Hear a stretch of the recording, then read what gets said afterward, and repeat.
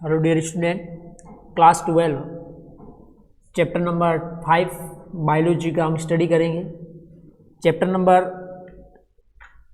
5 जो आनुवंशिकता से संबंधित है। आनुवंशिकता को अंग्रेजी में जीनेटिक्स कहा जाता है।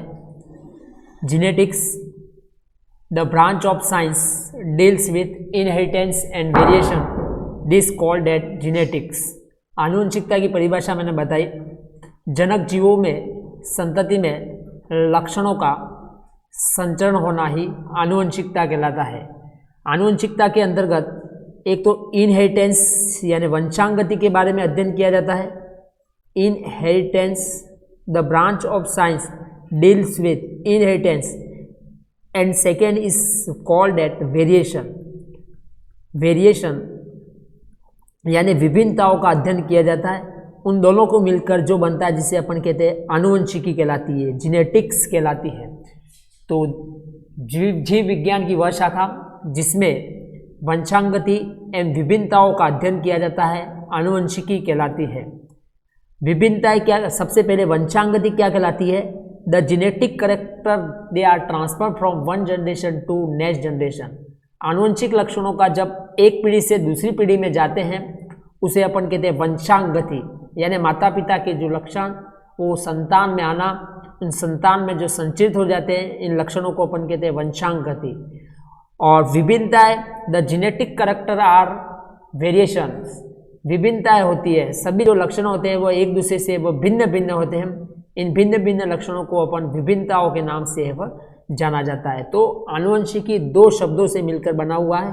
फर्स्ट इनहेरिटेंस वंशांगति और सेकेंड पे वेरिएशन से मिलकर बना हुआ है। अब आनुवंशिकी लक्षण सजीवों में लैंगिक जनन की क्रिया के समय युग्मकों द्वारा विभिन्न लक्षणों का पीढ़ी दर पीढ़ी संचरित होना, जिसे आनुवंशिकता या आनुवंशिक लक्षण कहलाते हैं। यानी जेनेटिक कैरेक्टर होते हैं वो एक पीढ़ी से दूसरी पीढ़ी में निरंतर क्या होते हैं? संचरित होते हैं। इन लक्षणों के संचरण होने की प्रक्रिया को अपन आनुवंशिक लक्षण कहते हैं। अब आनुवंशिकता के संबंध में फादर ऑफ जेनेटिक्स है वह ग्रेगर जॉन मेंडल साइंटिस्ट को कहा जाता है। फादर ऑफ जेनेटिक्स आनुवंशिकता के पिता ग्रेगर जॉन मेंडल ने जिस पादप पे प्रयोग किया उस पादप का नाम है पाइसम सेटाइवम मटर गार्डन पी। इसका बॉटनिकल नेम है पाइसम सेटाइवम। इस गार्डन पी पे है वह प्रयोग किया, जहां पे है वह गुणसूत्रों की संख्या 2n बराबर कितनी थी? 14। Father of genetics Gregor John Mendel को है वह माना जाता है।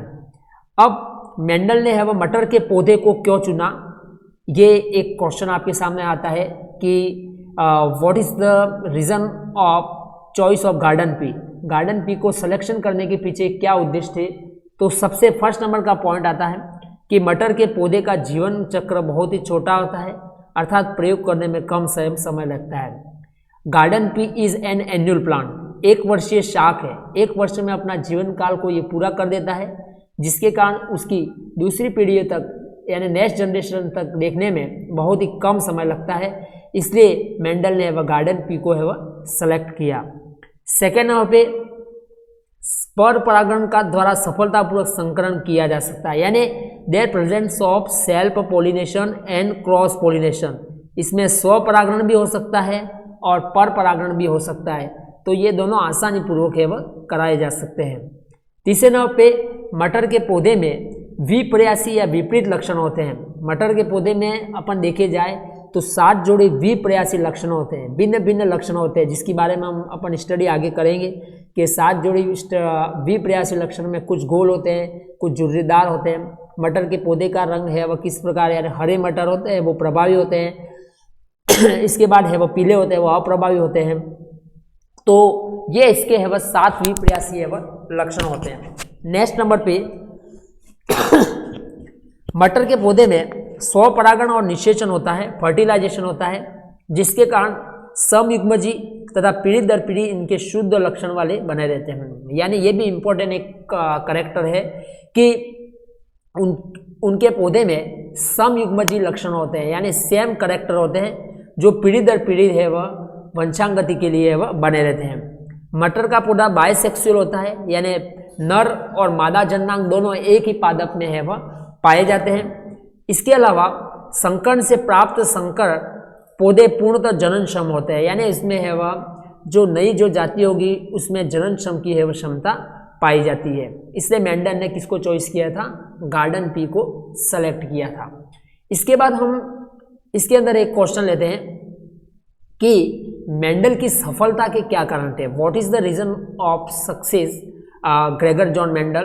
तो मेंडल की सफलता का एक पहला कारण अपन माना जाता है कि मेंडल ने जिस पादप पे प्रयोग किया था उस पादप का नाम था गार्डन पी, और उसकी सफलता का मुख्य कारण था कि एक वर्ष में एक लक्षण की वंशांगति पर है वह अध्ययन किया। One time one character he study of garden P, एक समय में एक लक्षण की वंशांगति पर है वह अध्ययन किया, जिसके कारण मेंडल को है वह मेंडल ने यानी जब उसकी लंबाई को देख रहा है तो लंबाई पे स्टडी की, यदि उसके आकार को देख रहा है तो आकार पे स्टडी की, पुष्प को देख रहा है तो पुष्प पे स्टडी की, यानी एक समय में एक लक्षण की है वह वंशांगति पर है वह अध्ययन किया। सेकेंड नंबर पे मटर का पौधा आनुवंशिक रूप से शुद्ध था। There genetic purity of garden P, आनुवंशिक रूप से ये प्लांट कैसा था? शुद्ध था। जब आनुवंशिक रूप से शुद्ध था जिसके कारण उसकी विभिन्न पीढ़ियां है वह एक पीढ़ी क्या हुई? स्थानांतरित हुई। तीसरे नंबर पे मेंडल की सफलता का कारण, मेंडल ने पूर्णतः रूप से गणितीय नियमों का सहारा लिया था। He use the mathematical rules in this follow, उसने गणितीय नियमों का आधार माना था। और पढ़ते हैं कि एकल संकरण द्विसंकरण, उसके अंदर देखते हैं कि एकल संकरण में जीन प्ररूप और लक्षण प्ररूप दोनों में भिन्नता होती है। एकल संकरण में जीन प्ररूप होता है 1:2:1, जबकि लक्षण प्ररूप में है वह अनुपात कितना होता है? 3:1। इसके कारण है वह मेंडल को क्या मिली? सफलता मिली। तो फर्स्ट पॉइंट में हमने पढ़ा आनुवंशिकता की परिभाषा। सेकेंड नंबर पे हमने स्टडी की कि मेंडल ने गार्डन पी को जो सेलेक्ट किया उसके कोई 2 रीज़न बताइए या 3 रीज़न बताइए, आपका क्वेश्चन आता है। फिर आपका क्वेश्चन बनता है कि मेंडल की सफलता के कोई 2 कारण लिखिए, तो मेंडल की कोई भी सफलता के आपको कारण याद रखने हैं। It's okay. इसके बाद हम मेंडल के कुछ रूल्स के बारे में हम जाते हैं कि मेंडल ने है वह कौन कौन से रूल्स दिए थे। मेंडल के 3 रूल्स थे।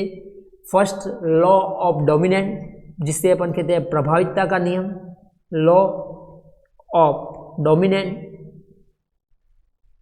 सेकेंड नंबर पे था पृथक्करण का नियम, लॉ ऑफ सेग्रेशन।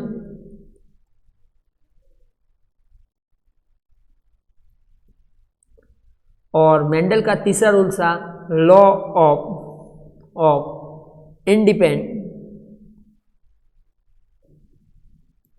असॉर्टमेंट। ये 3 नियम है वह ग्रेगर जॉन मेंडल ने दिए थे।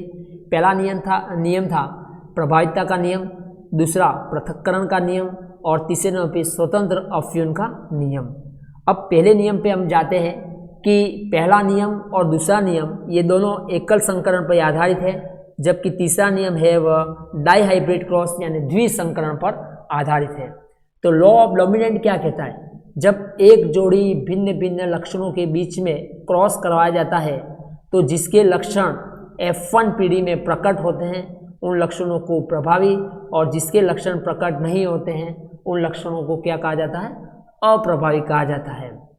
ठीक है, तो जिसके करेक्टर है वह प्रकट हुए उसको प्रभावी, जिसके प्रकट नहीं हुए उसे अप्रभावी कहा जाता है। ये मेंडल का पहला रूल्स कहलाता है। लॉ ऑफ डोमिनेंट यही कहता है कि जब एक जोड़ी भिन्न भिन्न लक्षणों के बीच में क्रॉस करेंगे तो जिसके गुण दिखाई देते हैं उनको प्रभावी, जिनके नहीं दिखाई देते उन्हें अप्रभावी कहा जाता है। जैसे शुद्ध लाल पुष्प मटर के पौधे का संकरण शुद्ध सफ़ेद पुष्प वाले पौधे के साथ कराया जाता है, तो लाल पुष्प है वह डोमिनेंट था, जबकि सफ़ेद पुष्प था है वह रेसेसिव था। तो जिसके दिखाई दिए वह डोमिनेंट, जिसके नहीं दिखाई दिए वह रेसेसिव हुआ। दूसरे नंबर पे पृथक्करण का नियम, युग्मकों की शुद्धता का नियम। इस नियम में भी हम यही पढ़ेंगे, जब एक जोड़ी विपर्यासी लक्षणों के बीच में क्रॉस करवाया जाता है तो सभी लक्षण एक दूसरे से पृथक पृथक हो जाते हैं, जिसे पृथक्करण का नियम, और सभी जो युग्मक होते हैं, गैमेट्स होते हैं, वो प्योर होते हैं, जिसके कारण इसे युग्मकों की शुद्धता का नियम है वह जाना जाता है। इस नियम का कोई अपवाद नहीं है, क्योंकि लॉ ऑफ सेग्रेशन या लॉ ऑफ प्योरिटी गैमेट्स, इस नियम में है वह कोई एक्सेप्शन, कोई अपवाद है वह पाया नहीं जाता है। तीसरे नंबर पे लॉ ऑफ इंडिपेंडेंट असॉर्टमेंट, ये नियम अपने आप में अलग है। ये नियम मेंडल का तीसरा नियम कहता है कि जब दो जोड़ी विपर्यासी या भिन्न भिन्न लक्षणों के बीच में क्रॉस करवाया जाता है तो सभी लक्षणों की वंशांगति स्वतंत्र रूप से होती है। एक लक्षण की वंशांगति का दूसरे लक्षण की वंशांगति पर कोई प्रभाव नहीं पड़ता है, जिसे लॉ ऑफ इंडिपेंडेंट असॉर्टमेंट कहा जाता है, जिसे लॉ ऑफ स्वतंत्र अपव्यय का नियम कहा जाता है। जब दो जोड़ी यानी ये टू पेयर्स के बीच में क्रॉस होगा, इस टू पेयर्स के क्रॉस से जो F1 जनरेशन होगी, F1 से F2 पीढ़ी प्राप्त होगी। सभी गैमेट्स होते हैं वो एक दूसरे से कैसे होते हैं, इंडिपेंडेंट हो जाते हैं, और एक का दूसरे पे कोई प्रभाव है वह पड़ता नहीं है, जिसके एकल संकरण व द्विसंकरण का अनुपात भी है वह दोनों से है वह भिन्न प्राप्त होता है। तो मेंडल के 3 नियम पढ़े, बट ये नियमों में बहुत सारे अपवाद भी अपन है वह पढ़ेंगे। Okay, thank you.